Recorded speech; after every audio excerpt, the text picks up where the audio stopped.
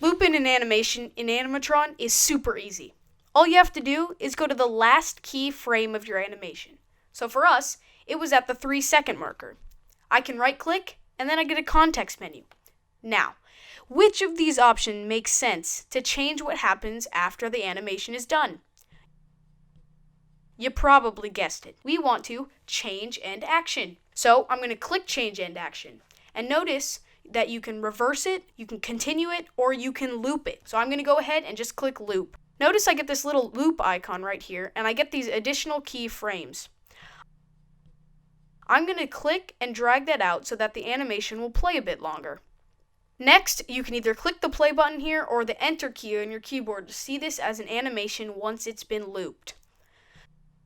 So I drag my playhead back to the 0-second marker, and I'm going to click enter. Notice our petals grow, and our flower continues to sway long after the 3-second marker on the timeline. So, that's how you do looping in Animatron.